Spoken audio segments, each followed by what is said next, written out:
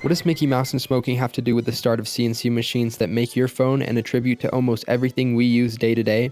You're about to find out. Let's jump back to the post-World War II era, a cultural time when fears surrounding the Cold War would soon come to rise. Public hysteria surrounding ideas like the suspected bomber gap would increase the US military budget, aiming to compete with Soviet production. This budget would motivate and lead to advancements in the machining world. Starting in 1946, a time dominated by manual machining, with the industry standard Bridgeport mill, a man named John Parson would hire another man named Frank Stolen. They would work together on helicopters for Sikorsky aircrafts. Stolen started using simple calculations of 17 points to cut along for each component. This idea came from his brother working at IBM using punch card readers. Punch cards are essentially the original lines of code. Operators would manually punch holes in cards representing machine instructions. The cards would then be fed to a machine. The cards would be read by the machine with sensors in order to perform its operation. There were inconsistencies in the cuts though. To solve this, Parson suggested adding more coordinates, to which Stolen created a 200-point program. This would essentially create a labor-intensive prototype for what now is a 2.5-axis CNC machine. This by-the-numbers method was still fully manual though. An operator would call out numbers off a chart while two other operators on each the X and Y axis would move the cutting head accordingly. With the original inconsistencies out of the way, Parson envisioned the possibility of an automated machine with the use of punch cards. The problem? Funding. He was originally turned away by the Air Force, but in 1949 they came around with a $200,000 contract, which equates to roughly $2.5 million in today's money. Among others, MIT's Servo Lab engineers would be brought onto the project. Unfortunately, the budget would run out. This would lead to a new bid for the government. MIT would underbid Parson, essentially taking over the project and removing his company from further development. The NC, Numerical Controlled machine, would be finished and publicly displayed by 1952. MIT would finish their machine using a quicker 7-track punch tape instead of the original punch cards. This was the same year a company named Arma Corporation, who did defense work in the war, would announce the first commercial numerical controlled lathe. Throughout the rest of the 1950s, other NC machines were developed and improved upon. A report with Boeing noted, "Numerical Control has proved it can reduce costs, reduce lead times, improve quality, reduce tooling, and increase productivity." But even with glowing reviews, the NC machine uptake was slow. The US Army itself leased out 120 NC machines, which finally began popularizing them. Hand-created punch tapes still pose inefficiency to the machines. Time spent machining the parts was essentially substituted with time dedicated to creating the tapes. Author David Noble claimed, "This was the whole point as far as the Air Force was concerned, moving the process off the highly unionized factory floor and into a non-unionized white-collar design office." The inefficiencies would change during the construction of MIT's whirlwind Navy computer. John Runyon used the real-time computer to create these tapes by coding subroutines. Instead of producing a part in 8 hours, it could complete the job in 15 minutes. Following this up was a proposal accepted by the Air Force to create a general programming language for numerical control in 1956. This leads us to meet our next duo of engineers,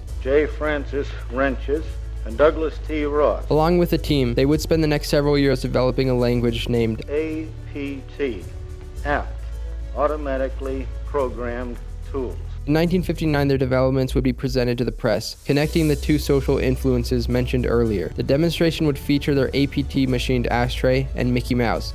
The most complicated part program that we have carried out, I think you can see it's Mickey Mouse. APT and other programming languages would go on to revolutionize CNC machining. Though this is just the tip of the iceberg, these key moments would lay the foundation of today's CNC machines. So where does James Engineering fall into all this? Even though our machines don't use the now outdated punch cards or tapes, we do use punch cards to clock in and out.